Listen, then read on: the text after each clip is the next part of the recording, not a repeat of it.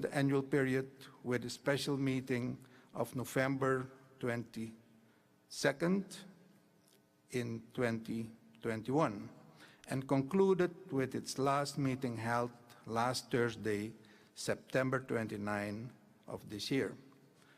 Mr. Chair, the Permanent Council held a total of 51 meetings, 19 of which were regular meetings, 23 special meetings, and 3 joint meetings with the Inter-American Council for Integral Development. During this period, the Permanent Council had the honor to receive the President of the Republic of Guatemala, the Prime Minister of the Federation of St. Kitts and Nevis, the President of the Dominican Republic, the President of the Republic of Suriname, and the Prime Minister of Belize, as well as public and private figures from across the hemisphere. The detailed list is contained in Section B3 of Chapter 2 of the report.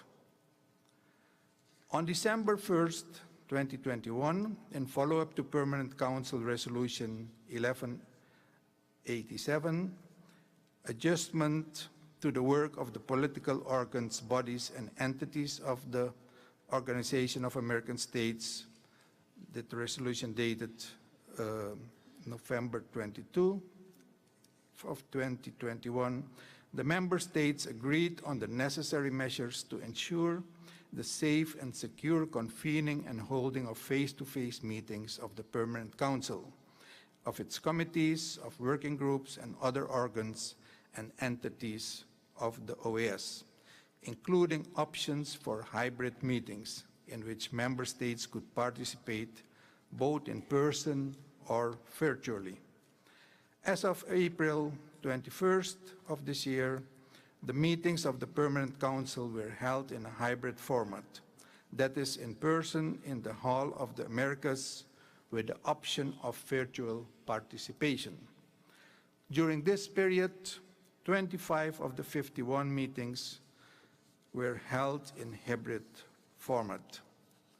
The Permanent Council also approved 23 resolutions, which are listed in Chapter 3 of the report, in addition to which it considered matters pursuant to mandates arising from the General Assembly resolutions, as well as annual reports submitted as required under Article 91.f of the Charter of the OAS, the latter included in Addendum 4 to the report of the Permanent Council. With that said, and not without some challenges, it is undeniable that the Permanent Council and its subsidiary bodies remained very active and relevant by holding more than 129 formal and informal meetings during the period covered by this report. Mr. Chair, it is evident from all the work that has been done in the past year that the OAS, with all of its entities, is still a valuable organization. As new chair of the Permanent Council, I will do my best to add my share to the continuation of our endeavors. I thank you, Mr. President, and the delegations for your attention. Muchas gracias. Thank you, Ambassador Martin Schalkwijk, for your report, and which include the resolutions, proposed resolutions for the consideration of this General Assembly. As we may see, the report presented and recently approved reflects the complex work undertaken by the Permanent Council over these last 12 months. For this reason, on behalf of the General Assembly, let me publicly recognize the permanent representatives of the member states for their very valuable contributions to the hemispheric agenda, and to the permanent representatives of the Dominican Republic, St. Kitts and Nevis, St. Lucia, and St. Vincent and the Grenadines for your efforts, dedication, and commitment in carrying out the role and work of chairs of the Permanent Council. Having said this, the chair suggests that the General Assembly take note of the report of the Permanent Council and move to approve the draft resolutions which already enjoy the consensus of the delegations as noted in agenda item 2, which I will read now.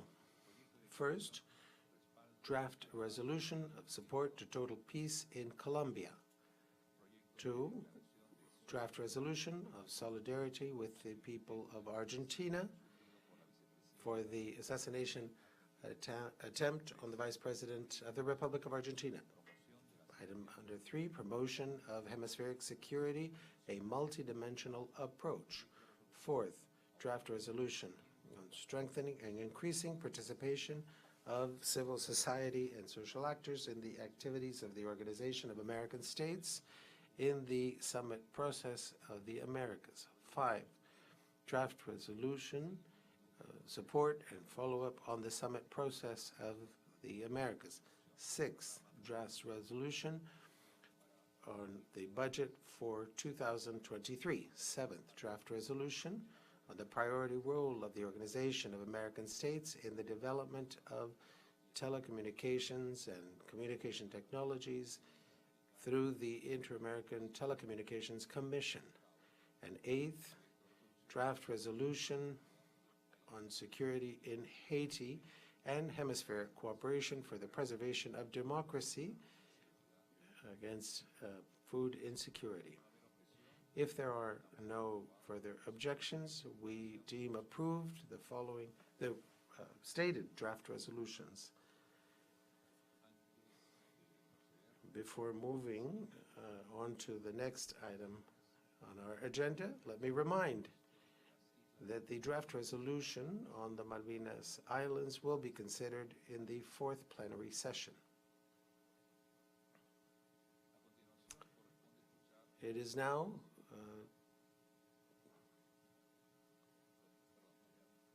I'm sorry, I hadn't seen that Argentina has requested the floor. Thank you, Mr. Chair. Very briefly, to express appreciation for the mention of the draft resolution of support to the Republic of Argentina in light of the assassination attempt of the Vice President of our country. We note that this is an extreme example of hate speech, and this is a measure that calls on us to reflect further to avoid such incidents. Thank you.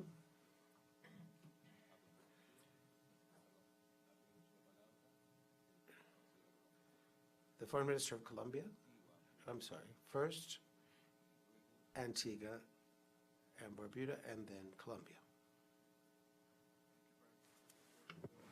Mr. Chairman, I've asked for the floor, and I'll be brief, simply to express my country's abhorrence at the attempted assassination of the Vice President of Argentina. This is a culture that we cannot allow to blossom in this hemisphere. If not, our political processes, our democracy, our political rights, all will be threatened. This kind of behavior must be stamped out before it gets any worse. We stand in full solidarity with the government and people of Argentina in this matter, not only in their interests, but in the interests of all of us. Thank you. Muchas gracias. Thank you. I give the floor to Colombia. Presidente, Thank you, Mr. Chair.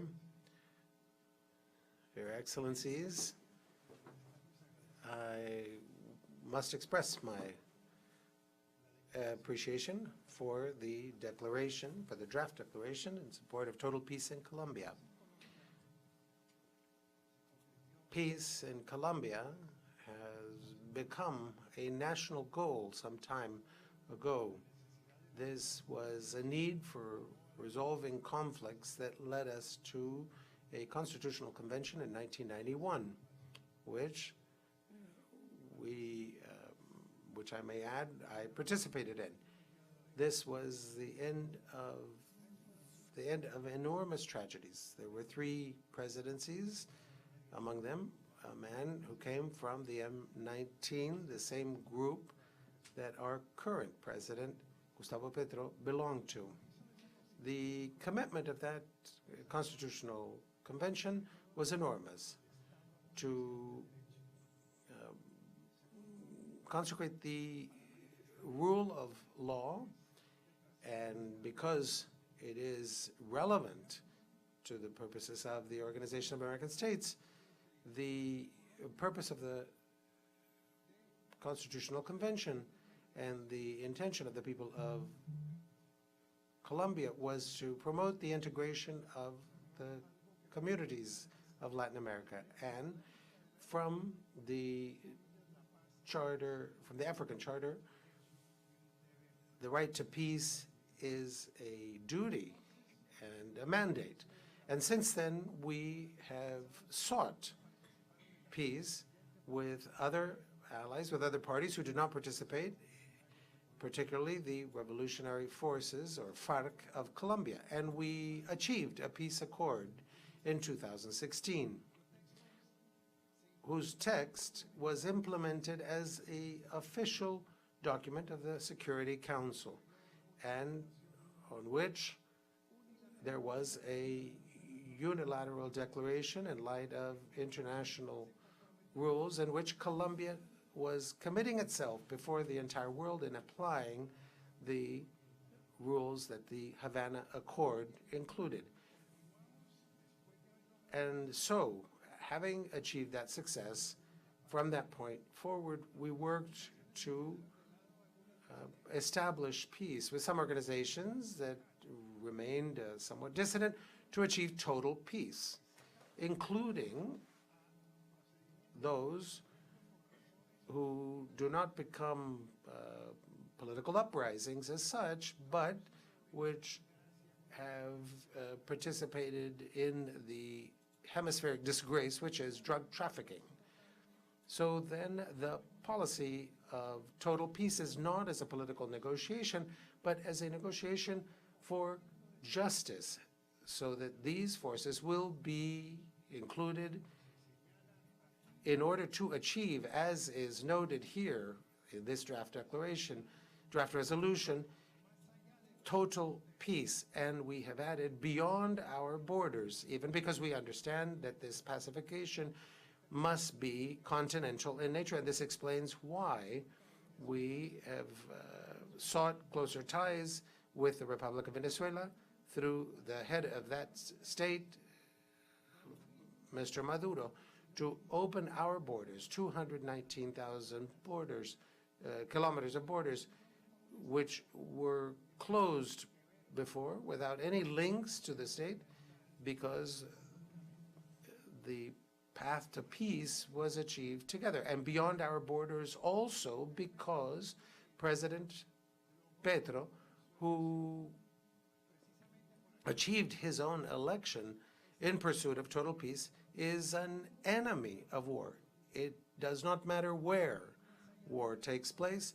We have to move beyond an armed struggle with drug traffickers to understand that the great war that involves all of us is that of the destruction of the planet. This is a compendium of visions that I wanted to underscore, because our commitment to total peace, which has not only been seconded by you through this approved draft declaration, goes further still. And this is what leads me on this first occasion in which I am joining you, inviting us to move towards total peace in the world, to safeguard our planet. This is the message that I wish to share with you.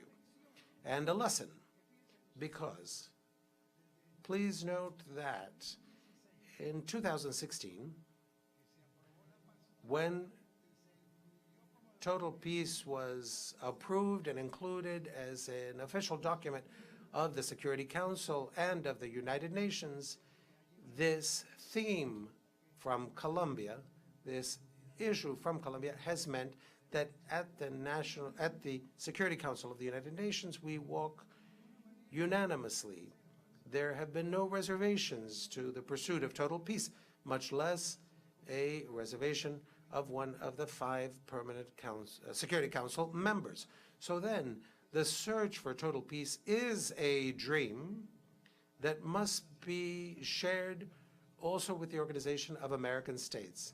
Within this view taken up in our own Constitutional Convention to find support from our brethren and sisters throughout the continent. This is an opportunity for us to express our thanks as representative of the government of my country and in representation of Gustavo Petro, our president. Thank you very much.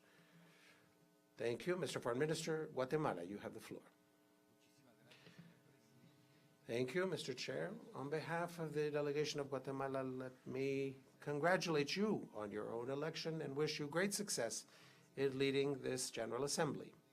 But as we have just heard from our dear colleague, the Foreign Minister of Colombia, to watch for the safeguarding of peace and to be on alert to understand that the situation faced today by boys and girls, men and women in the Ukraine, which has affected the lives of millions of people in the world, placing our own food security at risk.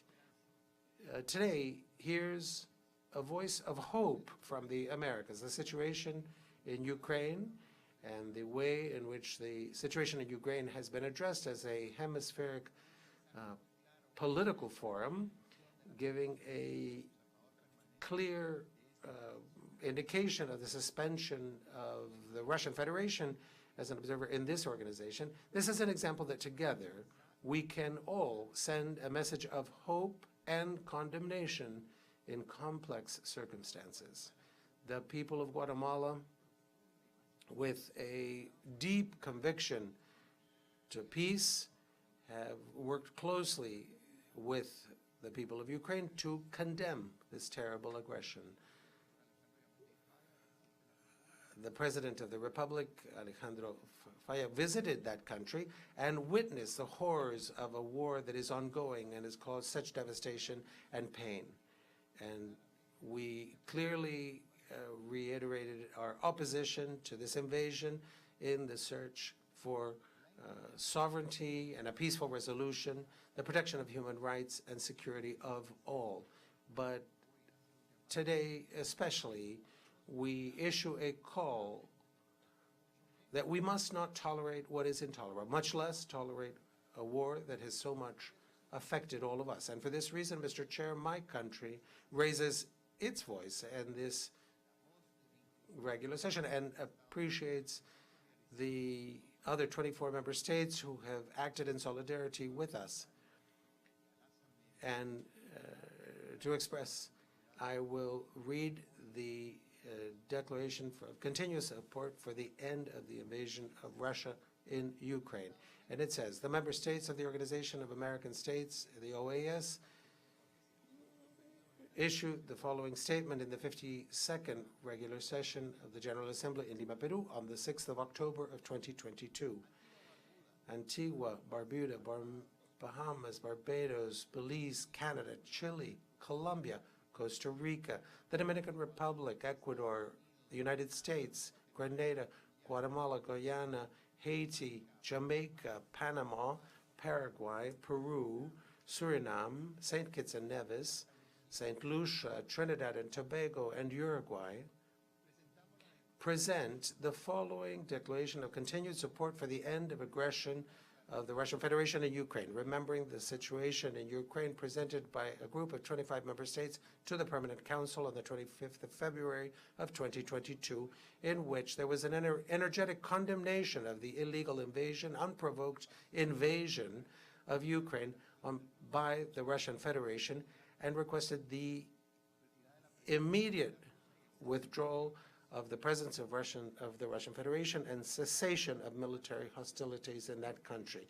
remembering the resolution of Permanent Council 1192, 2371, 22, the crisis of Ukraine of the 25th of March of 2022, and remembering resolution of Permanent Council CP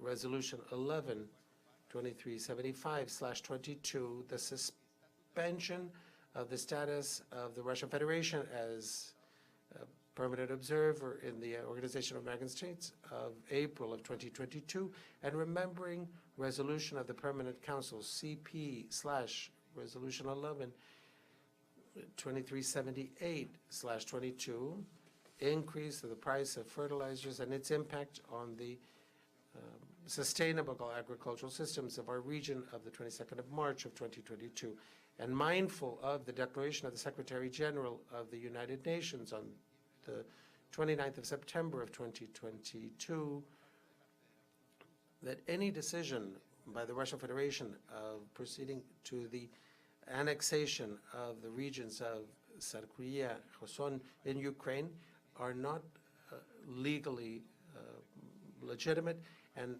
must be condemned and cannot be accepted within the rules of international law. And we join our vote with the purposes of the United Nations and declare our renewed and energetic condemnation of the illegal and unjustified and unprovoked invasion and aggression towards Ukraine. Secondly, our great concern with the Russian Federation to the exhortations of the Organization of American States for the withdrawal of their military forces from the territory of the Ukraine and within its internationally recognized boundaries, and flagrant violations of human rights in Ukraine, including sexual assault and attacks on gender, which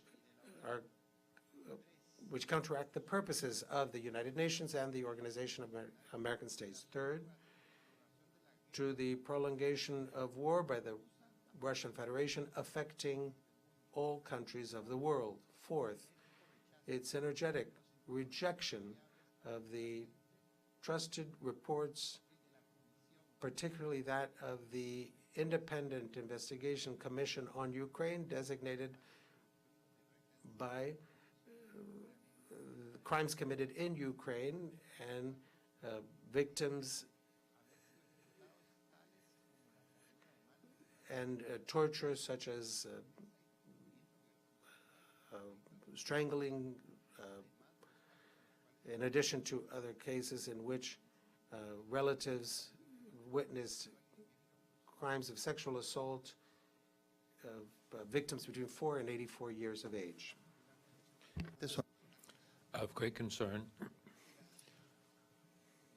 are those cases that the Commission has documented which the children have been raped, tortured, and illegally confined, in addition to having been targeted by indiscriminate attacks with explosive devices or weapons. 6, in the most firm terms, we demand that the Russian Federation comply with the international human rights humanitarian law, because and for the Russian Federation to cease any human rights violations, including those acts which could constitute crimes of war,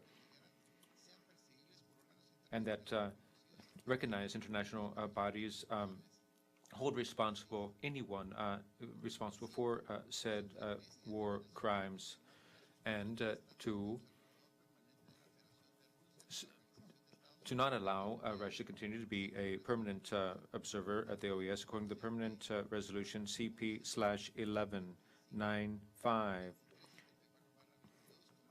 taking into account that the government of Russia has not taken actions to resume compliance with terms according under which that status was granted. 8, a reiterated appeal to Russia to cease all hostilities and to withdraw all of its forces and military equipment back to its internationally recognized borders, and to resume dialogue and diplomacy. 9, that it be condemned for those crimes against Ukrainian citizens in those areas under the control of Russia,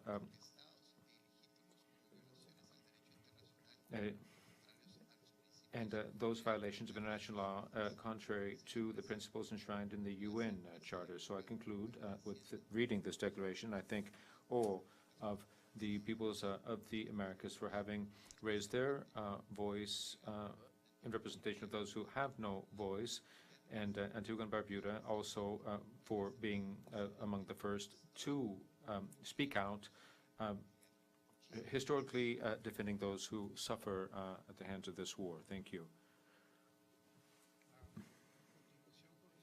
Next, let's hear the presentation by the chair of Antigua and Barbuda.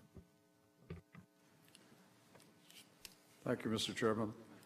Mr. Chairman, I regret that I have to take the floor again, but as one of the architects of this declaration, which the distinguished Foreign Minister of Guatemala has just presented, I am obliged to explain my country's position and the position of a number of the other co-sponsors of this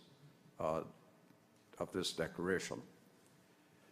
It is not insignificant, Mr. Chairman, that 12 of the 24 co-sponsors of this resolution come from Caribbean community countries. It is not insignificant because Russia's aggression against Ukraine is totally unacceptable. For small countries such as ours, the rule of international law must prevail. We do not accept that power must defy principle. Principles and the rule of law is what we all live by. We in small countries don't have armies, we don't have navies, we don't have air forces. And the reason we don't is because we believed in the principles of the United Nations Charter. We believed in the importance of the UN Security Council. And we had hope that the 5 permanent members of that council would act responsibly in the interest of peace, progress, and development in the world. We have been let down by the Security Council and particularly by its permanent members, who constantly act not in defense of peace and progress in the world, but in defense of themselves. This is a regrettable development, but we could not be silent while atrocities were committed in Ukraine of a very grave and serious nature. Some of them were described by the distinguished Foreign Minister of Guatemala, raping of 4-year-old children, of 82-year-old women, mass murder and genocide, people tossed into holes, and they will never be remembered. No marker for who they are. They're somebody's mother, somebody's father, somebody's child. The world cannot be silent while that continues. The world is also turned upside down economically. We are facing the consequences of small countries of that aggression. High prices for oil, high prices for food. Our countries are struggling as a result of all of this. So we must condemn it. And I emphasize once again, Mr. Chairman, that the participation of 12 CARICOM countries in the 24 that co-sponsored this declaration is significant. It demonstrates our commitment to international law, to peace, and also to the importance of principle over power. Thank you very much. Thank you very much. Next, we will hear the presentation by the chair of the Inter-American Committee of Integral Development, Ms. Yolanda Smith, Permanent Representative of Grenada. Before the OAS, Ambassador Smith, you have the floor.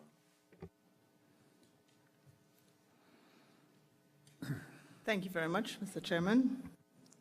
Foreign ministers, colleague permanent representatives and ambassadors, representatives of the government of Peru, Secretary General Almagro, delegates, Good morning. Mr. Chairman, and of course I was referring to Cesar Landa. I want to, from the onset, just congratulate you, sir, and your government and the people of Peru for hosting us at this General Assembly and for the very kind hospitality afforded to us since we arrived in this land of the Incas. I join other delegations in extending best wishes for a productive meeting. Mr. Chair, words cannot express how honored I am to be representing the Inter-American Council for Integral Development for a second time during my tenure as Grenada's permanent representative to the OAS, and to present this annual report to the 52nd General Assembly, as well as the draft resolution on advancing hemispheric initiatives on integral development, promoting resilience. And that's published in document CD/doc.3672/22. I'm filled with a combination of gratitude and hope. Gratitude to the member states of this august body for the vision and foresight to establish a council dedicated to development of a region, particularly as we face perhaps the biggest development challenges of our lifetimes, and hopeful that as we forge ahead with a shared responsibility for the development of a region, we can and we will overcome this period of trial, and we will emerge stronger together. Chair, as we gather in person for the first time since 2019, we are extremely mindful of the dire challenges facing our region. The UN ECLAC report indicates that, and I quote, Latin America and the Caribbean countries are facing a complex economic outlook in 2022 and in the coming years. Lower economic growth is compounded by strong inflationary pressures, little dynamism in job creation, declining investment, and growing social demands, end quote. Against this backdrop, it is imperative that the OAS prioritize the issue of development if we are to realize the other goals of this organization, that of securing peace and preserving democracy and human rights. Mr. Chair, I am of the firm belief that securing our development is fundamental to preserving our society, or security, consolidating our democracies, and protecting the rights of our people. It is only when people have their basic needs met they can truly engage in nation building and productive citizenship. What the data so clearly demonstrates is that now more than ever, we need to bolster our work within the Inter-American Council for Integral Development to move beyond dialogue into meaningful action. Distinguished ministers, never has cooperation, collaboration, and partnership and collective action been more important and more urgent. We know only too well the issues facing us beyond the capacity of any one country or organization acting alone, and so the relevance of the bodies like the Inter-American Council for Integral Development takes on new meaning. As if anticipating the challenges that we face today, our founders enshrined in the OAS Charter the following: the Organization of American States, in order to put into practice the principles on which it is founded and to fulfill its regional obligations under the Charter of the United Nations, proclaims to promote by cooperative action the economic, social, and cultural development and to eradicate poverty, which constitutes an obstacle to the full democratic development of the people of this hemisphere. Chair, I place much emphasis on this today, as oftentimes the OAS seemed to be a political organization, as a place solely for political debate, when its founded document places development among its core purposes. At this pivotal moment in the history, we risk losing the many socioeconomic gains that we have made over the past decades. We must recommit ourselves to ensuring that the OAS remains a beacon of light and hope for the people of the region, doing whatever possible to foster policies central to integral development, where the issues of education, science and technology, climate action, disaster risk management, biodiversity, human development, decent work, and economic competitiveness are mutually considered, as they are mutually reinforcing. Distinguished ministers, We understand the pandemic has hindered our progress towards the realization of sustainable development goals and the 2030 development agenda. Yet, it is at this very moment of great challenge that we must rethink and recreate our development models that have far too long left the region lagging behind other regions of the world in so many development metrics, particularly in innovation and in the adoption of emerging technologies. We are presented with a new development landscape which offers us the unique opportunity to be more inclusive in our approach. This knowledge-based virtual and digital economy provides us with a new arena within which to compete.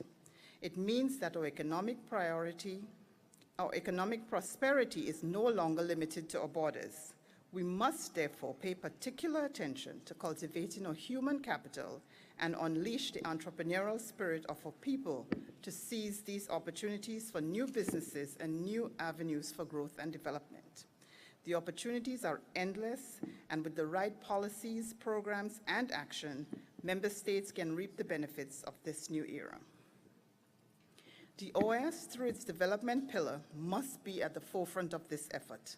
The Inter-American Council for Integral Development, with its 11 ministerial processes and executive secretariat, must be the vehicle for focused dialogue and measurable actions.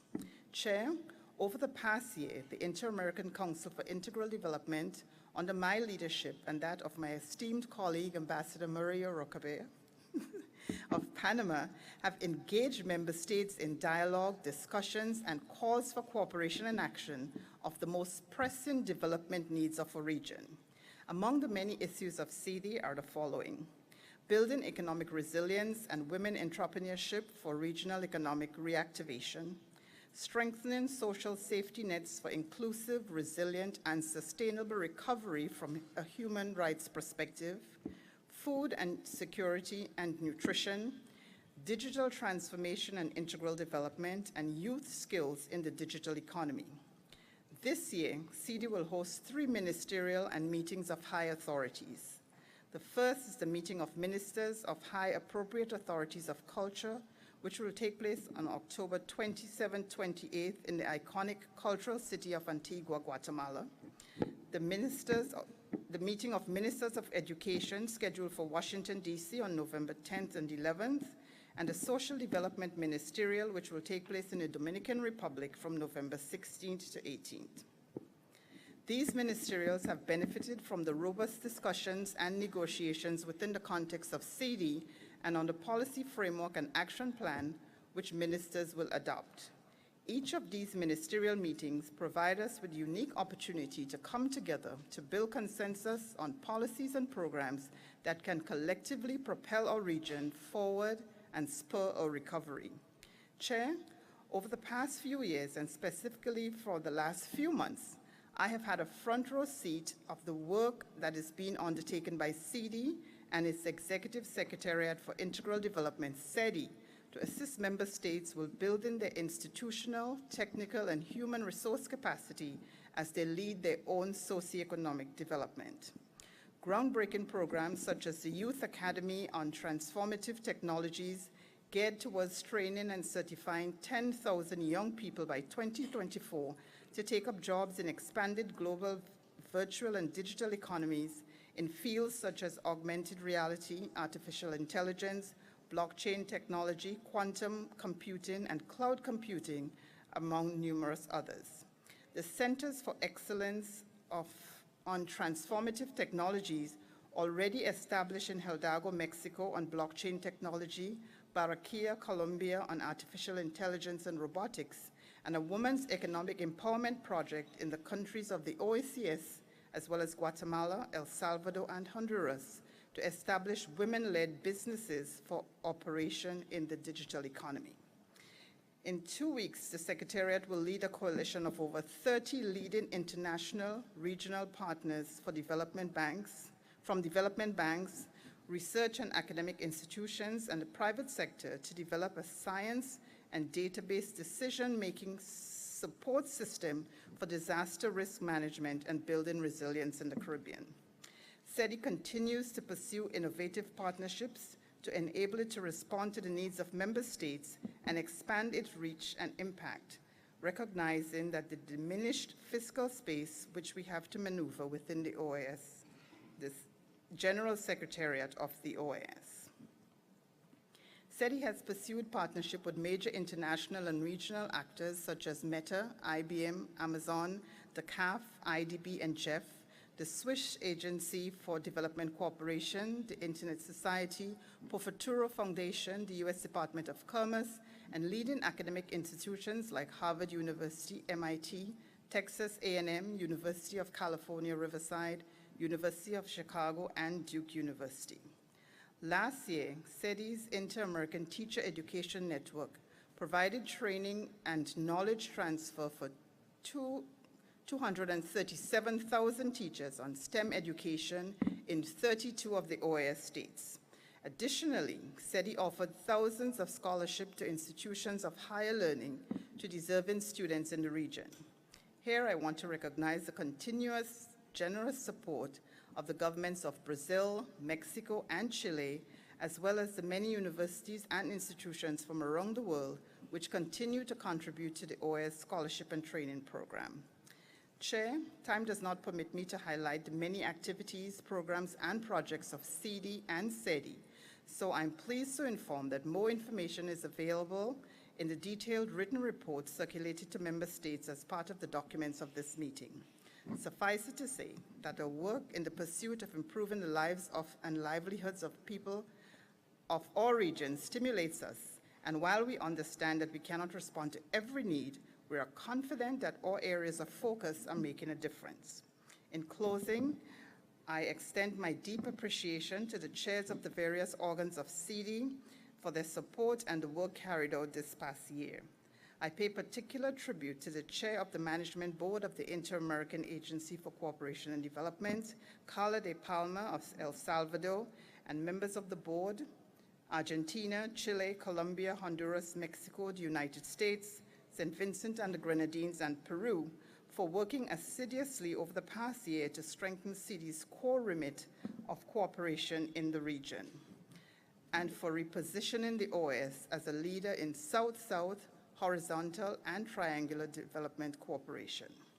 In support of this work and the work of the Council, I especially recognize the hard work and dedication of our Executive Secretary, Kim Osborne, and offer my appreciation for her stellar leadership and the commitment and diligence of her staff.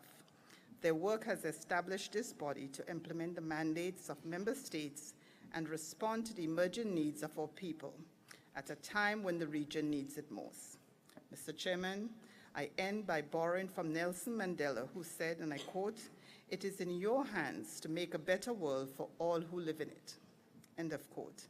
I believe that it is in our hands to work together to build a better, more inclusive, more sustainable, more resilient hemisphere for all the people who live in it, regardless of race, ethnicity, background, religion, or gender.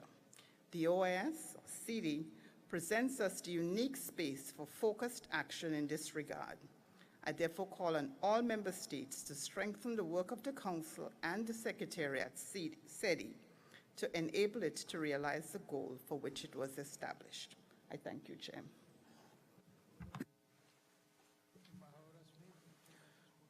Thank you very much, Ambassador Smith, for your presentation. And through you, we congratulate and express thanks for all the work carried out by CD to continue working toward cooperation of a member states for integral development, especially to contribute to the elimination of poverty. Moving on to item 8, to install the General Committee in keeping with Articles 22 and 24 of the Rules of Procedure. It falls to us now to install the General Committee.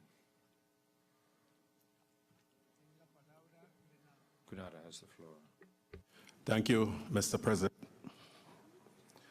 Fellow Ministers of Foreign Affairs, heads of delegations, Secretary General, His Excellency Luis Almagro, Assistant Secretary General, His Excellency Nestor Mendez, Thank you for the floor, Mr. President. I take this opportunity to thank the chair of the Inter-American Council for Integral Development, CITI, Her Excellency Yolande Smith, Grenada's ambassador and permanent representative, for the presentation of the annual report to this assembly and the resolution advancing hemispheric initiatives on integral development, promoting resilience, which our delegation supports. Mr. President, my delegation is particularly pleased to associate itself with this report and the overarching themes of resilience and digital transformation. The topics presented under these themes are important to the government of Grenada in the promotion of a development agenda which advances our cause for equality and our quest to lift our citizens out of poverty, all of our citizens, leaving no one behind. Mr. President, my delegation continues to advocate for equality in the allocation of funds for the 4 pillars of the OAS. The pillars are interdependent, and the fact that integral development is inextricably linked to peace and security, and since it encompasses the economic, social, educational, scientific, and technological fields, it will deliver shared prosperity to all citizens of the Americas. As the distinguished chair said, Mr. President, development is among the core purposes of the OAS. My delegation views development as a holistic concept, which enhances all the elements that strengthen our capacity to focus on the environment, social welfare, such as health, education, culture, and youth development through partnerships. Having reviewed the report, Mr. President, my delegation joins in commending the Development Secretariat, whose work spans the entire membership of the organization.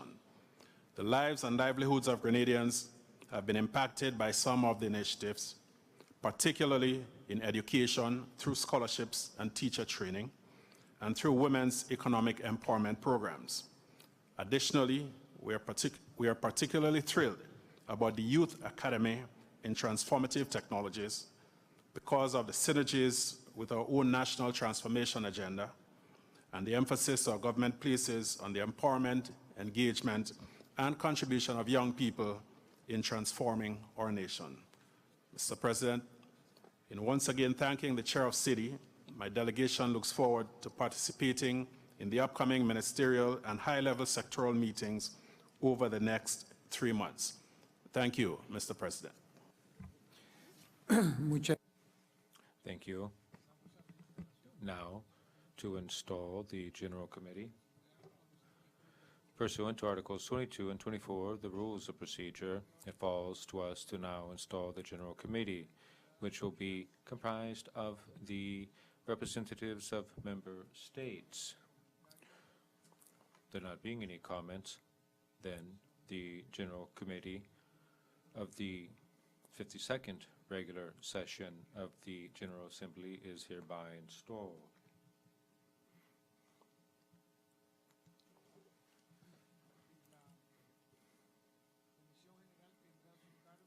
The General Committee will be responsible for considering sections and paragraphs found or left ad referendum, and any outstanding questions or pending matters in the draft resolutions or declaration that have not been agreed to by the delegations up until the last regular session of the Permanent Council of September 29th, as well as any other proposal presented up until 9 in the morning of yesterday. I'm pleased to offer the floor to Ambassador Nestor Mendez, Assistant Secretary General, to his report on the documents that are in said situation. Thank you very much, Mr. Chairman. Distinguished ministers and heads of delegation of member states, Secretary General, ladies and gentlemen. In addition to the draft declarations and resolutions just approved by this plenary, The Permanent Council considered 1 draft declaration and 8 draft resolutions in preparation for the 52nd regular session of the General Assembly, on which consensus was not reached. This draft declaration and the draft resolutions require further consideration by member states in the General Committee, as recommended by the Permanent Council. Consideration should therefore focus on the sections and paragraphs that are ad referendum, under consultation, or pending of the following drafts. Number 1, Draft Declaration of Lima, Together Against Inequality and Discrimination, contained in document AG/Doc 5781/22, revised version number 1. Number 2, Draft Resolution Advancing Hemispheric Initiatives on Integral Development, Promoting Resilience, contained in document AG/Doc 5776/22, corrigendum 1. Number 3, Draft Resolution Promotion and Protection of Human Rights, contained in document AG/Doc 5777/22, revised version number 1. Number 4, Draft Resolution Strengthening Democracy, contained in document AG/Doc 5778/22. Number 5, Draft Resolution International Law, contained in document AG/Doc 5779/22, revised version number 1. Number 6, Draft Resolution The Political and Human Rights Crisis in Nicaragua, contained in document AG/Doc 5780/22, revised version number 1. Number 7, Draft Resolution The State of Food Security and Nutrition in the Americas, contained in document AG/Doc 5782/22, revised version number 1. Number 8, Draft Resolution Recovery and Strengthening of Inclusive and Resilient Health Systems, contained in document AG/Doc 5783/22, revised version number 1. Number 9, Draft Resolution Women's Leadership for the Advancement of Gender Equality and Democracy in the Americas, contained in document AG/Doc 5784/22, revised version number 1. Should the plenary agree with the recommendations of the Permanent Council, the draft declaration and draft resolutions would now be forwarded to the General Committee of this General Assembly for further consideration. Please note that only on those sections and paragraphs that are ad referendum, under consultation, and/or pending. Mr. Chair, in accordance with the recommendations of the preparatory committee that were just approved, and based on Article 20 of the Rules of Procedure of the General Assembly, member states had the opportunity until 9 a.m. yesterday, the 5th of October, to submit new draft declarations or resolutions to this General Assembly. I would therefore like to report that, in fact, one such new draft resolution was presented before that deadline. That new draft resolution, titled Withdrawal of the Acceptance of a Permanent Representative to the OAS, designated by the National Assembly of Venezuela of January 2019, is contained in document AG/Doc 5785/22. However, the plenary decided not to include this item on the agenda. Mr. President, that concludes my report. Thank you very much. Muchas gracias, embajador Méndez. Procedemos. Thank you, Ambassador Mendez. We now commend the General Assembly to the review of paragraphs ad referendum in consultations for the pending draft resolutions and draft declarations that have been mentioned by the Assistant Secretary General. If there are no objections, it is so agreed. The General Committee must conclude its work tomorrow prior to the commencements of the fourth plenary session, that is, prior to 5 p.m. The rapporteur for the General Committee to be elected by that body will present a report on the issues assigned to the committee in conformity with the provisions of Article 25 of our regulation. Having said this, we now will move to the election of the chair of the General Committee. I offer the floor to the distinguished delegation of Peru. Señor presidente, es un honor. Thank you, Mr. Chair. It is an honor to the delegation of Peru to nominate Martin Schausig, the permanent representative of Suriname and current president of the Permanent Council, to be the president of the General Committee. He has a doctorate in sociology from Cornell University and has experience both in the academic and civil service endeavors, has been assistant to the president's cabinet and the finance ministry of his country, and has held important positions in the Ministry of Foreign Affairs of Suriname, has been a professor of the Anton de Com University and director for the Institute for NICO's training. And for all these reasons, the Republic of Peru is honored to nominate Martin Schausig to preside over the General Committee. Thank you. Tiene la palabra Trinidad y Tobago. Trinidad and Tobago, you have the floor. Thank you very much, Chair. Chair, in full support of the presentation of the nomination of His Excellency Ambassador Martin Schausig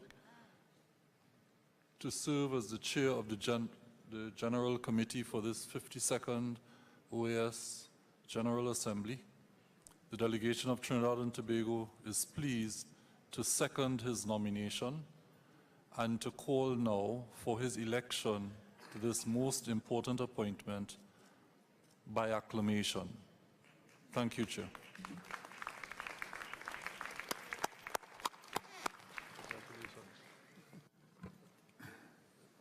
Con especial agrado declaro. It is a particular delight to declare Martin Schausig, permanent representative of Suriname, as the chair of the General Committee. As is known by the heads of the delegation, the election of the vice president and the rapporteur will be carried out in the first session of the General Committee, which will begin its work immediately in the Naciones 1 room on this same floor of the Convention Center. Let me remind the representatives that interventions will begin immediately in this plenary room. While delegations withdraw to participate in the deliberations of the General Committee, we will continue with the dialogue of heads of delegations. Thank you.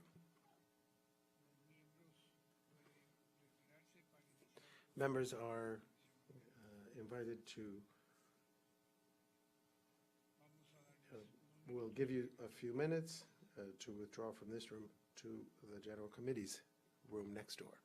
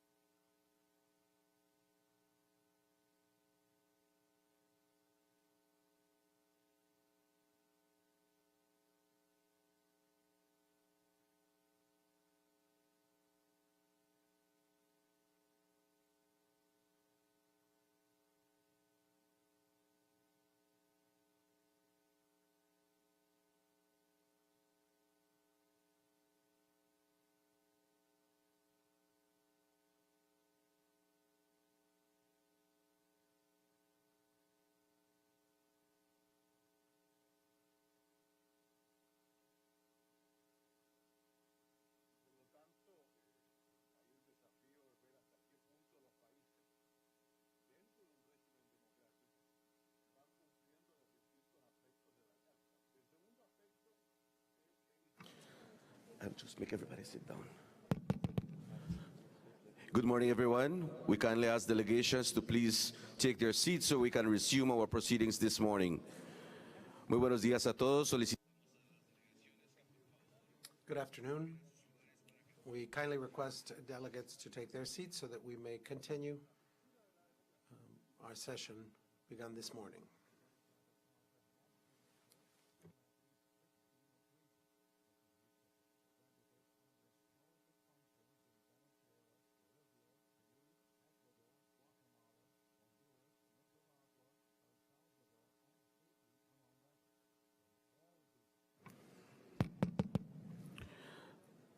Vamos a continuar nuestra sesión. We will continue with the plenary session from this morning.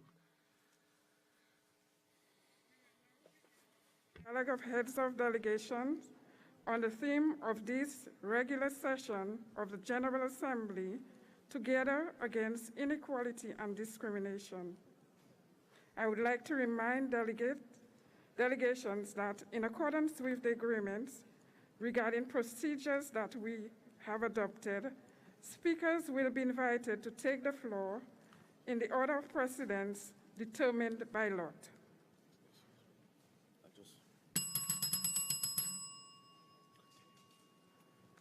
I also remind them that presentations must not exceed 6 minutes per delegation, so as to leave time for all delegations to participate in this theme on the order of business.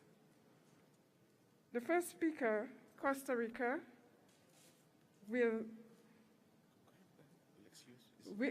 was excused. So we'll go to the next speaker, which is Dominica. But Dominica has agreed to switch its position with Canada. So Canada, you are the first speaker.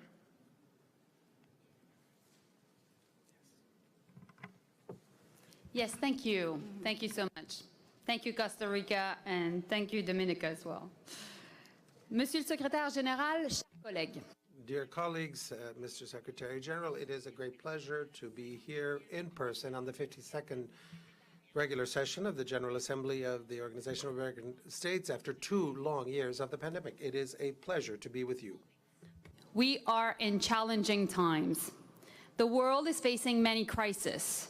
The COVID-19 pandemic, climate crisis, Russia's invasion of Ukraine and its resulting food crisis. Inflation is affecting the price of groceries and gas, and uncertainty is on the rise. Our people are anxious, stressed, and longing for action. And meanwhile, information is being weaponized to generate hate and further destabilize our democracies. But we are here together to recall the promise, both the promise of a brighter future, but also the promises that we have made to each other and to our peoples to promote and defend democracy and human rights, to deliver peace and prosperity, and to protect those in vulnerable situations. As we emerge from the pandemic, I feel that more than ever, this is our moment to work together and deliver on the promise of a better future. We can meet these challenges by tapping into the incredible diversity of our region. As a proud country of the Americas, Canada will oppose inequality and discrimination and defend human rights and democracy around the world. On democracy, I cannot stress this enough. We must not yield nor falter. True democracy requires the full and meaningful participation of all persons without discrimination. We therefore have a collective duty to act when states, such as Nicaragua and Venezuela, break their promise to their citizens and betray the core values of our hemisphere. On Nicaragua, we must hold the Ortega regime accountable for egregious human rights violations and political persecutions in Nicaragua, contributing to a regional migration crisis. Instead of keeping his word, Ortega chose to cowardly root out of the OAS by withdrawing from the OAS, Even outside the walls of our institution, we must continue to denounce his actions. Impunity is not an option. Collègues,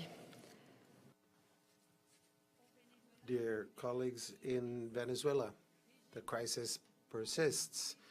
The regime in power there continues to silence dissidents, violate human rights of anyone that does not share their political views. And negotiations are our only way to find a solution, and we must all support efforts to restore democracy in Venezuela. to take a moment to thank all the countries who've opened their arms to the millions of Venezuelan migrants who crossed your borders in the hopes of a better future. Colombia, I think about you right now, which took steps to ensure Venezuelan children can go to school and that women and girls receive sexual health services. Thank you. Ecuador. Ecuador put in place a regularization process based on the most fundamental of human values. Care for your neighbor, treat her as your sister. Thank you. And as I learned yesterday from Minister Landa, Peru accredited Venezuelan doctors and nurses whose expertise and know-how was desperately needed at a time of the pandemic. So thank you again. These are just few examples, but there are lessons for all of us.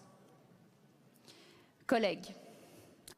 Dear colleagues, in Haiti, solutions to the crisis in Haiti require an inclusive national dialogue. As a neighbor, Canada is willing to work with our partners in Haiti to find lasting solutions to the challenges faced by that country. Canada is disappointed at the lack of real progress in the area of a political dialogue and encourage parties to participate in these negotiations. Immediately, it is necessary to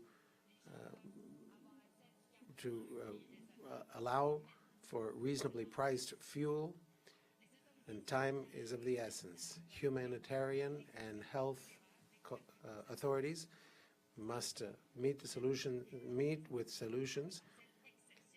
Haiti has an exceptional potential, a geography, and an extraordinary culture.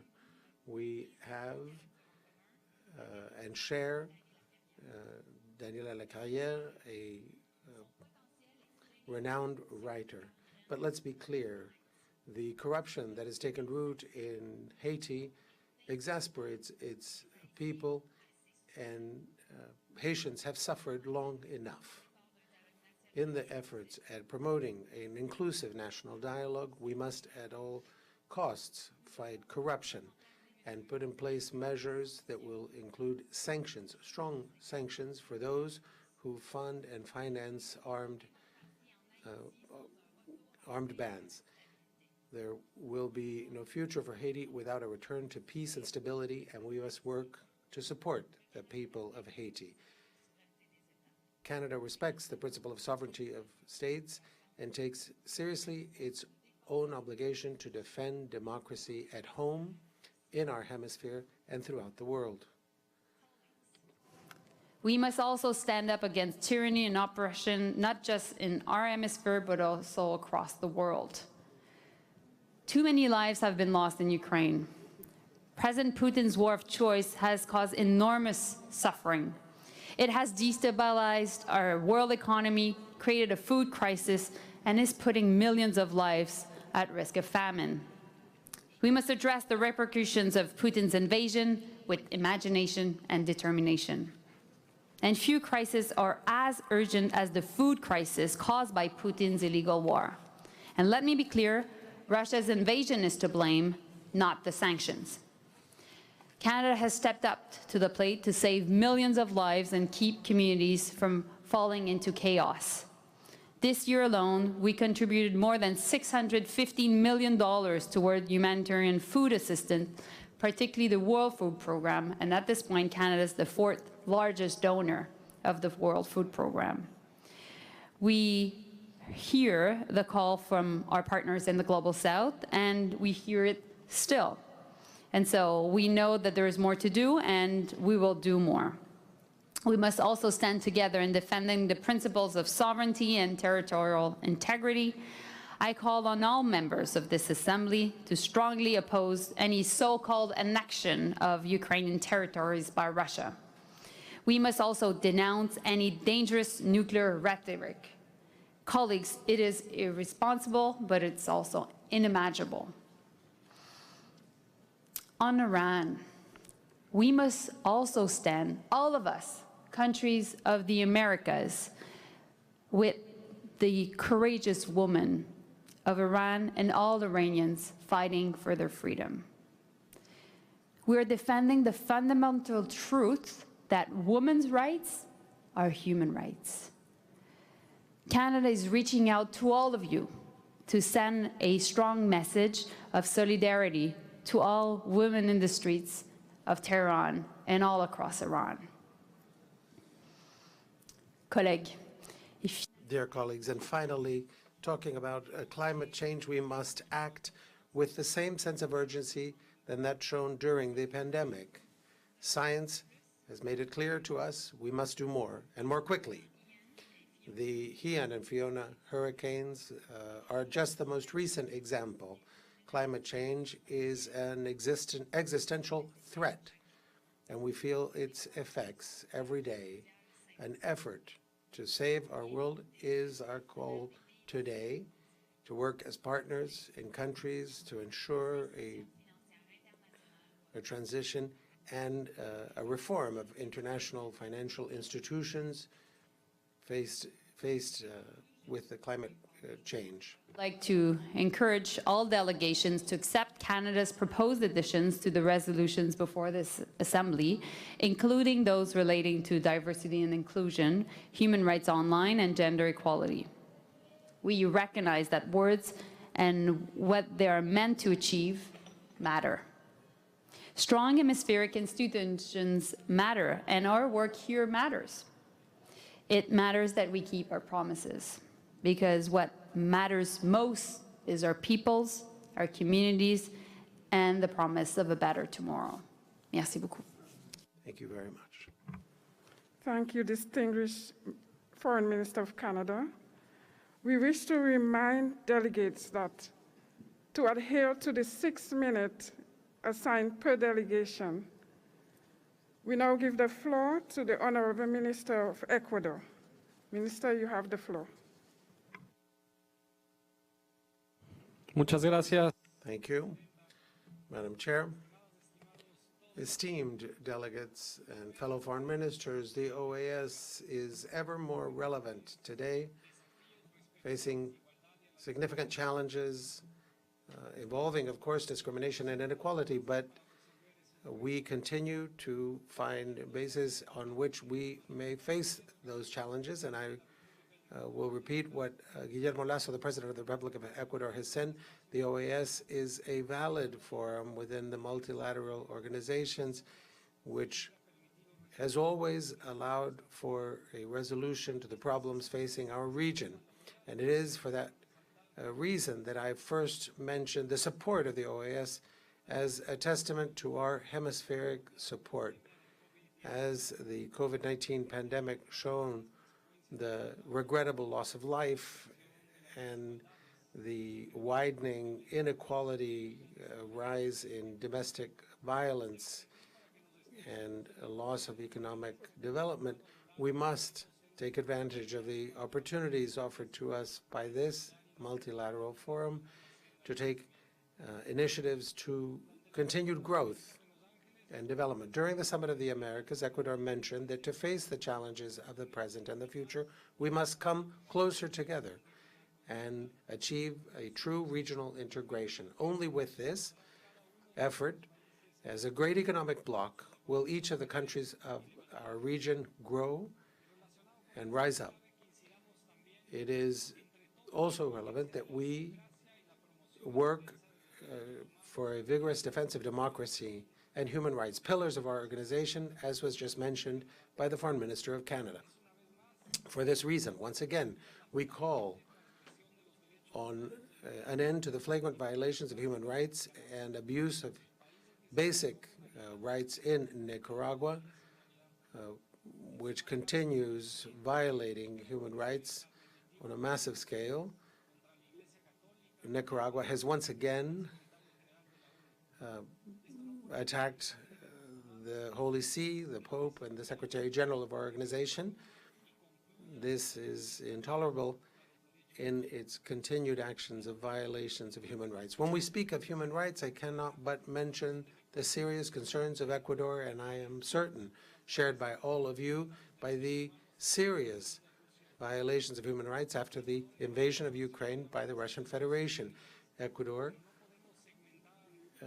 congratulates the United Nations for actions and pronouncements taken there, but we cannot ignore the enormous impact that this has for us in the logistical and economic and social sphere, as is the increase in the cost. Ecuador had more than 1,000 of its own citizens in Ukraine, and today there are 2,000 Ecuadorians in Russia. For this reason, we condemn the invasion by Russia of Ukraine and calls for an end to the hostilities and for the establishment of lasting peace there, as we all deserve. Let me also mention the situation in Haiti. The UN Security Council, to which our country was membered as a non-permanent member for the year 2021 to 2024, chose to extend its participation in the mission in Haiti of the United Nations and has asked Foreign Minister Gutierrez to review that mission, Secretary General Gutierrez, to consider empowering that mission with all of the means necessary to face the crises there. The theme of working together against inequality and discrimination is opportune because of the efforts that we must all make to close these gaps. Our government is committed to those groups considered minorities, children, adolescents, indigenous persons, Afro-descendants, the elderly, disabled persons, migrants, especially those who have left Venezuela owing to the internal strife and to allow them to go back to their countries and rebuild their lives. And so we would like to initiate a process of regularization, or we did so rather, and already has over 100,000 people registered. And so this Venezuelan situation calls for a definitive situation that places a premium on democracy, protection of human rights, especially those the lives of opposition.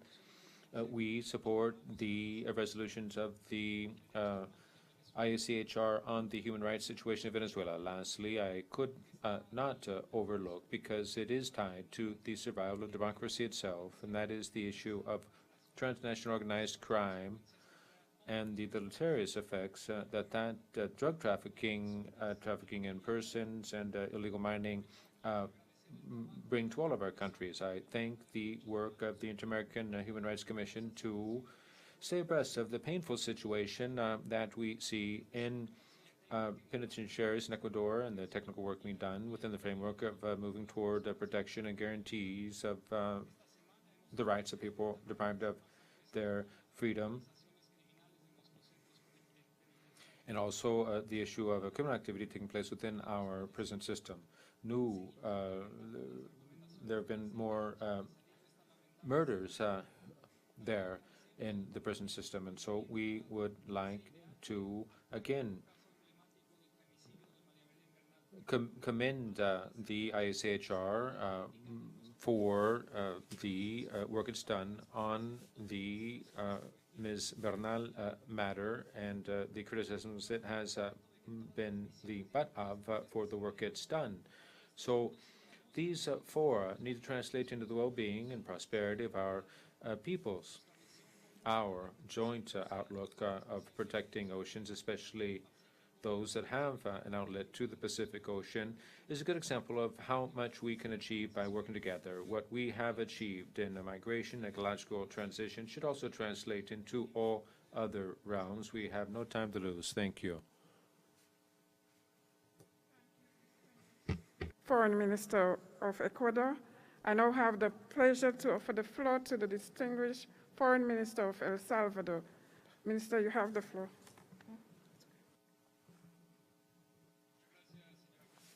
Thank you, Madam Chair.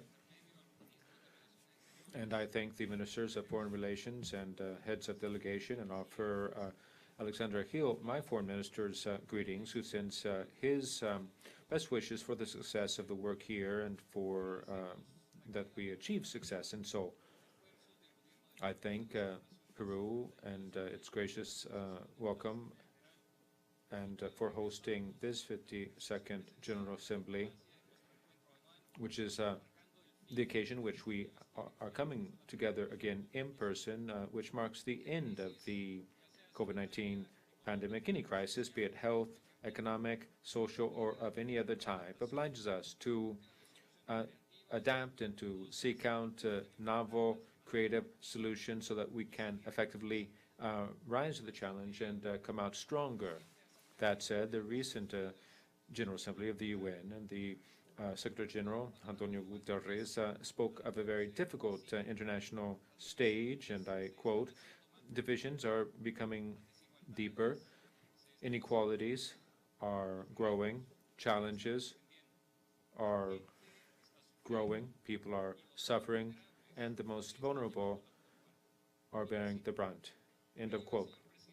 That is why, Madam Chair, today's motto, "Together Against Inequality and Discrimination," is very germane, because this is a reality that we need to tackle firmly to do away with existing structural forms of discrimination, which only deepen in different ways poverty and bring about greater discrimination and inequality. Given this adverse situation, we are called upon to find together long-term tangible solutions that go beyond the traditional lip service, which oftentimes has been our response. We need to bring to bear real solutions to our people's needs. Model of management that President Bukele, since 2029, has established has enabled us to establish the groundwork for solid economics in our country. After unending centuries of insecurity and poverty and disproportionate migratory flows beset our country. These are matters that are being addressed as we speak in a comprehensive way, in a concerted effort. And the COVID-19 pandemic laid bare the inefficiencies that we had in, or deficiencies we had in our healthcare system that were decades in the making. And so we have enhanced our infrastructure, the teams and equipment that we use, and the healthcare systems, and we carried out an effective and early vaccination program. Yet that still fell short. We are carrying out in our concerted effort to address the main problems that have beset Salvadoran citizens for decades, bringing to bear tangible solutions for our people. Our country has gone from being one of the most dangerous countries in the world, and it's on track to becoming one of the safest. Just in 2022, we have had 200 days without any murder, which enables us to assert that we are winning the fight against crime and organized crime. One of the key indicators of success has been to create safe and dignified, sustainable areas which give rise to conducive situation conducive to investments, trade, infrastructure, so that we can assure our country will become ever more prosperous. And so we're proud of setting a trend. And this is something tourists from abroad enjoy in our country as they enjoy what our country has to offer in feeling free. Now, in May of 2023, the Surfing Games, World Surfing Games, will be hosted there, and we are a key partner in consolidating surfing as a Olympic game internationally. Given the adverse political and economic situation, the Bukele administration adopted 11 economic measures to enable citizens to reduce the effect of exclusion. Taxes were cut for the imports of foodstuffs and fertilizers. In 2021, the government of El Salvador earmarked a vast amount of money to enhance coverage in education, health, security, agriculture, and the economy to consolidate the necessary conditions for development, create opportunities, and thereby to address the structural causes of irregular migration. My government has prioritized a comprehensive approach to solving the migratory issue, ensuring orderly, safe, and regular migration with the full respect for human rights of migrants, their families, regardless of their migratory situation. These objectives guide our work as we preside over this effort. We are working on ensuring the empowerment of women entrepreneurs. When my president spoke at the GA of the UN and said these achievements that are burgeoning and that we achieved in short order for us as a country are huge. We have the right to protect them and to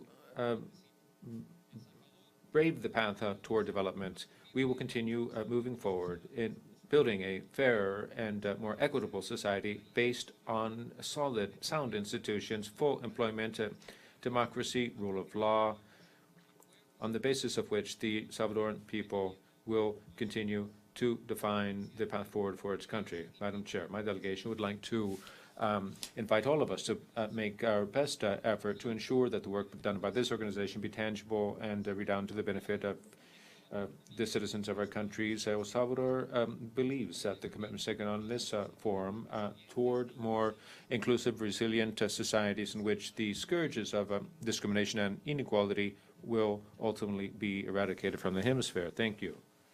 Thank you, distinguished Ambassador of El Salvador. I now have the pleasure of offering the floor to the distinguished Secretary of State of the United States of America. Mr. Secretary of State, you have the floor. Thank you. Buenos dias, bon dia, bonjour. Good afternoon, everyone. It's wonderful to be with all of our colleagues here today, and I'm especially grateful that we've been able to hold the OAS General Assembly in person for the first time since 2019. And I want to start by, again, thanking our hosts here in Peru for the wonderful hospitality, the wonderful organization. Since the last time we met in person, I think it's fair to say that our hemisphere has faced no shortage of challenges. No region in the world has been harder hit by the pandemic or its economic consequences. And then, just as we were beginning to recover, we ran into new headwinds, rising food and energy costs, which have been worsened by President Putin's unprovoked and unjustified war on Ukraine.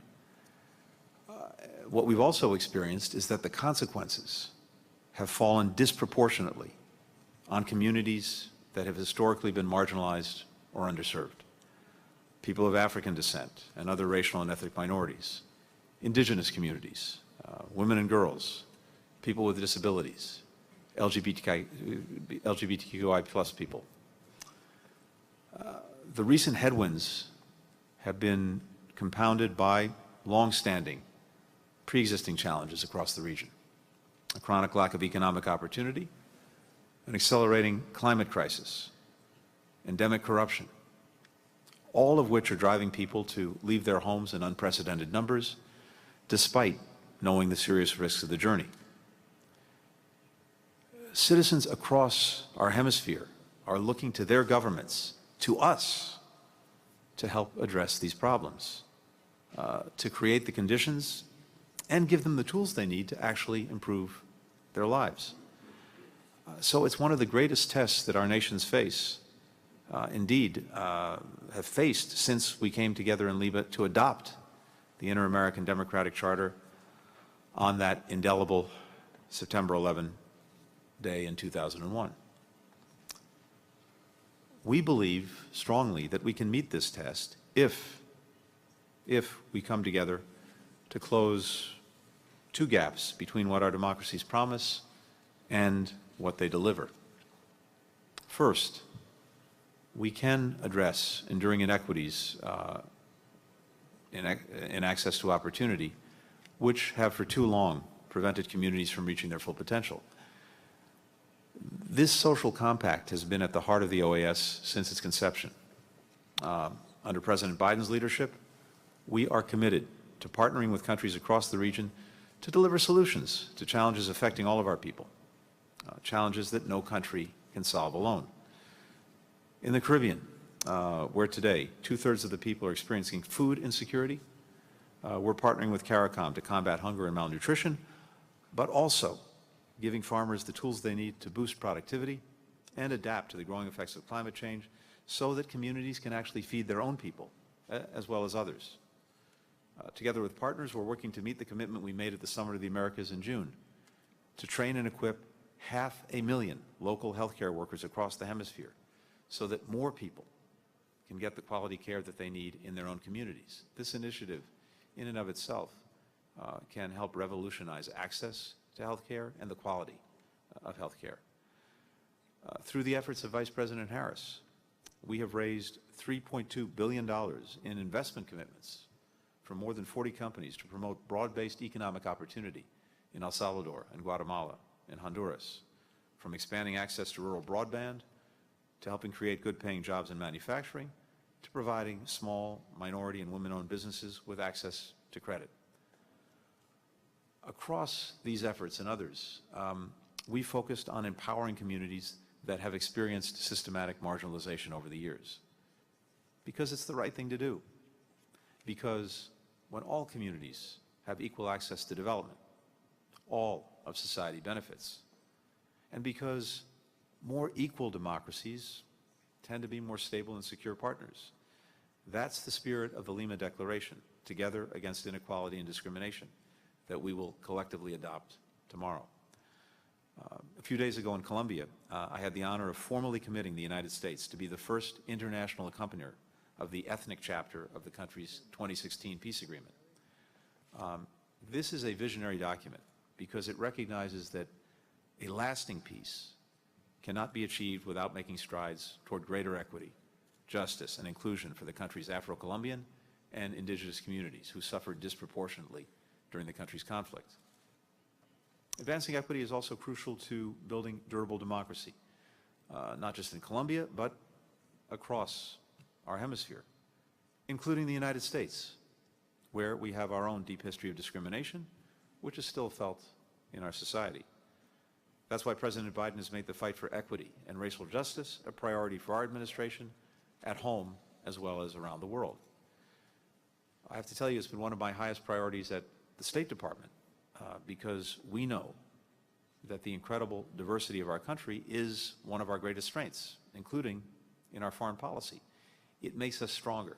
It makes us smarter. It makes us more creative.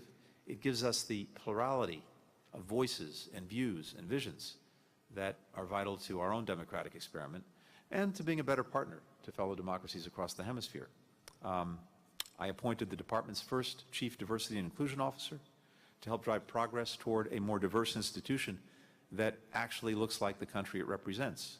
And, as well, our first Special Representative for Racial Equity and Justice, Desiree Cormier-Smith, who's part of our delegation to the General Assembly, to help us promote these efforts around the world. So, that's one big piece. The second is this. We believe that we have to recommit to delivering on the core principles of our OAS and Inter-American Democratic Charters. There are so many ways member states can help make real the commitments embodied in those charters. We can unequivocally condemn the authoritarian regimes in our region and take collective steps to hold them accountable. In Nicaragua, the Ortega-Murillo regime is shamelessly flouting virtually every principle of the OAS and democratic charters, arbitrarily locking up its political opponents, brutally cracking down on protesters, committing flagrant election fraud, attacking and imprisoning journalists and human rights defenders. The Cuban regime continues to imprison hundreds of people unjustly detained in the July 11th, 2021 protests for the supposed crime of coming out into the streets to peacefully call on their government to meet their basic needs and for demanding human rights. Some of those incarcerated are minors. Others were sentenced to decades in prison just for speaking their minds. Meanwhile, in Venezuela, the Maduro regime has repeatedly denied the Venezuelan people's right to pick their own leaders, caused a humanitarian catastrophe that's displaced more than 6 million Venezuelan refugees and migrants, toward whom Venezuela's neighbors have shown extraordinary generosity. All OAS member states should be able to come together to support a negotiated solution that leads to free and fair elections in Venezuela in 2024. We can further reaffirm our commitment to the OAS and democratic charters by defending their principles around the world, as our member states did when the OAS became one of the first multilateral bodies to condemn President Putin's brutal war on Ukraine and then subsequently suspended Russia's membership as a permanent OAS observer. It's crucial that we stay united by condemning Russia's sham referenda as a violation of international law and unequivocally rejecting any attempts to illegally annex Ukrainian territory. And I think the statement that member states signed on to today, led by Guatemala, demonstrates that. And we hope that countries will similarly support the UN General Assembly resolution that is expected to come up in the next week or so. We can help our fellow democracies that are struggling most to meet their citizens' basic needs. That's why we co-sponsored the resolution before this General Assembly on Haiti, which supports solutions driven by Haiti's government, political parties, civil society, diaspora, and private sector to address the country's deteriorating security situation, to restore its democratic institutions, to foster conditions so the Haitian people can finally realize their full potential. Finally, we can speak up when democratically elected leaders in our region borrow from the playbook of autocrats to try to stay in power and erode checks and balances, like passing legislation that grants the government overly broad powers to crack down on the media and civil society, extending term limits, harassing, persecuting, or firing independent government officials, like prosecutors and judges, for doing their job. We're seeing more leaders taking these anti-democratic steps, often under the false justification that they enjoy popular support. We will work to bring more partners into this effort: civil society organizations, the private sector, youth groups, and other parts of our governments, which is why the United States is pleased to present, new text for this Assembly, calling for more robust interparliamentary engagement on issues of common concern. But I want to be very clear that this is not about picking sides between left and right or between liberal and conservative. It's about putting our shared commitment to democracy above loyalty to ideology or to party. It's about defending the rights and aspirations of people across our hemisphere. It's about standing up and giving meaning to the words that we all signed on to in the charters and indeed in the United Nations Charter and the Universal Declaration of Human Rights. Ultimately, I'm confident that we will be able to meet this moment, because while citizens may not be satisfied with the way their democracies are working, most still think it's the best way to tackle the everyday problems they face and actually improve their lives in tangible ways. Citizens still believe, and if they believe and are willing to engage, to be our partners across this hemisphere in improving democracies from within, then there is no challenge that we cannot overcome if we do it together. That's the spirit that the United States brings to our common enterprise and to this hemisphere that we share. Thank you. Thank you, Secretary of State. Continuamos ahora. Continuing with Costa Rica, and then the Minister of Foreign Relations of Grenada. Chairman, colleagues, delegates, I can commend Peru for chairing this honorable session, and we thank you for the hospitality that you have extended to us at a time of a global crisis. Joint efforts offer to hold out the hope for us to move forward in social inclusion and to tackle economic challenges and also address the regrettable loss of biodiversity. OAS is the best place for us to achieve these goals under the premise of equal rights. And so we're pleased that we are here today under the motto, Together Against Inequality and Discrimination. Inclusion and strengthening democratic institutions and strengthening multilateralism are core matters, Mr. Chairman. Building more inclusive societies is a commitment. Will they truly be, or they will only be truly inclusive when we take into account persons who are vulnerable and recognize the vast diversity that is our society, and also when we ensure gender equality and empower women and girls in all areas of their lives. In our region, we have a long way to go in this area to ensure that women and girls have the opportunity to fully develop and to fully exercise and enjoy their rights. Mr. Chairman, we see a rise of migration across our borders in our region. Costa Rica, as a transit and destination company, is seeing refugees and migrants resulting from a breakdown of economic and social conditions in other countries.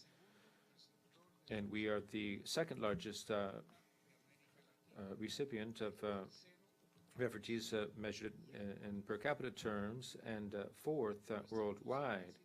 Our motto has been to keep working hard to continue offering humanitarian assistance protection to these very vulnerable people, despite the pressure that this places on our own economic well-being. I would appeal to the member states of the OAS for us to seek out responses to this growing regional challenge. We will achieve inclusive societies when we act vis-a-vis the triple environmental challenges which affect everyone. We recognize that people have a human right to a sustainable environment, which is so essential to our sustainable development. We see the ocean as a necessary resource, and so we join the call to declare peace on the ocean in a declaration. We will be a part of this process at the next UN conference on the ocean 2025, of which Costa Rica and France will be co-hosts. Mr. Chairman, we are here in Lima, and I would just remind you that it was at this capital a bit more than 20 years ago that we adopted the Inter-American Democratic Charter. Costa Rica reiterates its support and the ongoing validity of this instrument in defense of democracy, the preservation of peace, human rights, rule of law, and the need to strengthen the institutions of democracy. It is our duty to refer to the political situation in Nicaragua. Over the last couple of years, we've borne witness to arbitrary detentions, persecution, and the imprisonment of opposition and members of the Catholic Church and other religious organizations and young people, and the attacks against the press, civil society, undermining the right to freedom of expression, freedom of association, and violating people's human rights. This situation that's only getting worse calls for our region's attention. So those efforts made to support Haiti are something we also support, and hopefully fair and transparent elections will be held in keeping with international standards and with the participation of electoral observation mission of the OAS, which have proven effective to strengthen the electoral systems, contribute to the strengthening of electoral systems in our hemisphere. In the context of all these challenges internationally, we underscore the very important role of multilateralism, international cooperation, and solidarity as necessary for economic social and environmental well-being of our hemisphere. And we urge for all of us to erect a financial architecture together and more fair and effective mechanisms. We will continue in Costa Rica working to that end, and we are committed to dialogue, peaceful solution to controversies or conflicts, and respect to international law and human rights law to meet the Sustainable Development Goals and to achieve more inclusive and resilient societies. Thank you. Thank you, distinguished Foreign Minister of Costa Rica. We'll end this morning's session with Peru and start back after lunch with Grenada. Peru, you have the floor.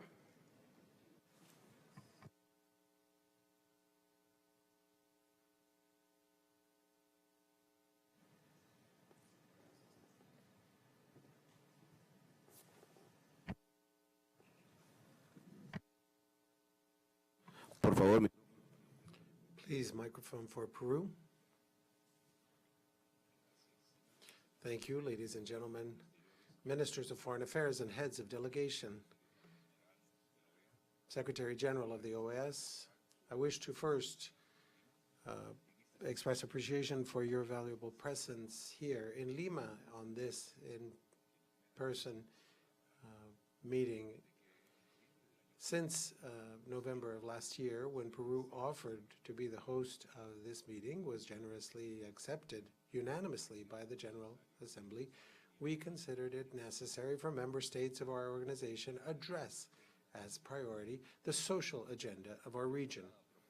Our proposal was then that the central theme of our meetings be the national and collective efforts in the fight against inequality and discrimination, and that our multilateral efforts must be oriented towards meeting the most immediate needs of the peoples of the Americas. A multilateralism focused on the human person that would reverse the scourge of inequality and remove the practices and actions of discrimination that violate the fundamental rights of our citizens over decades. We understand that a prior understanding that economic growth would automatically reduce inequality and would reach all of our citizens was misguided, and that the right to vote, universal suffrage, were guarantees regardless of the economic inequalities of our population, and that these would not translate into repeated acts of discrimination. But the COVID-19 pandemic revealed just how much inequality there was in our societies, and the lack of social welfare protection for so many in our population, the loss of savings accounts, and the future uncertainty that this meant for them, and the need to address these. These social and economic gaps also tend to translate into a unequal treatment of persons with regards to their ethnic origins or beliefs. And this discontent distorts the operation of the political system and challenges the stability of our democracies. On occasion, these arguments do not always seem to be so well received. There are still voices that rise up challenging the principles of equality and favoring discrimination. We must therefore strengthen the consensus that prevent and sanction intolerance. Multilateral fora such as the OAS are frameworks within which we can continue to have great effect. The legitimacy of the inter-American system depends on guarantees for the protection of rights and freedoms for citizens of the Americas. And along these lines, economic, social, and cultural rights must acquire a ever greater relevance.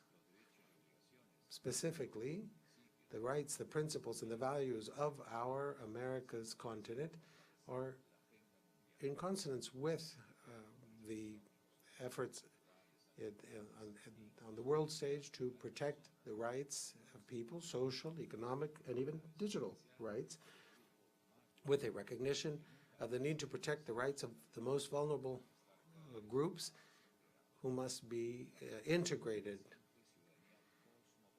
A cosmopolitan understanding of citizenship as part of a globalized world requires what in our doctrine has been understood as the constitutional ordering internationally through a cooperative federalism that would be a multi-level constitutional federalism, or what more recently Dr. Fracoli has called the Constitution of the Earth.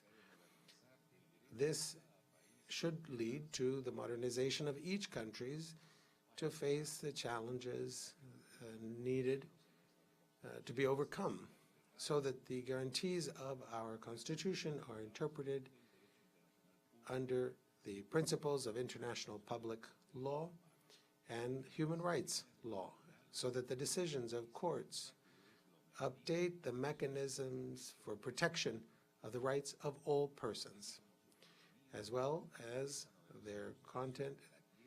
This novel Constitution of the Earth that is being theoretically constructed should allow us to order ourselves internationally and regionally on principles of social welfare for the well-being of all regions, including our Americas. Ladies and gentlemen, these concerns are even more urgent when we note that we are the continent that is the most unequal in the planet. Discrimination being a daily practice in our societies, even though this may be revealed in different ways, given the different characteristics and historical and social circumstances, none of us can consider herself or himself to be exempt. We must address this both in social media and in fighting the efforts of those who would seek to eliminate their adversaries through hate speech and prejudice and stigmas that are part of non-inclusive dialogue, or the taking advantage that deepen our fractured society and challenge our coexistence. We believe that the Declaration of Lima, presented by Peru, and which we are reaching consensus on, as well as the other declarations adopted in this Assembly, will become tools of great value to strengthen multilateral consensus and build more just and less asymmetrical societies in our continent. This also must translate into action. Interventions through public policies that are adequate and effective, of guaranteeing opportune access to funding for a true continental cooperation in a genuine spirit of solidarity along the lines of the 2030 Agenda of the United Nations and the objectives and the Sustainable Development Goals. Finally, these common and shared goals require the coordinated work of our countries.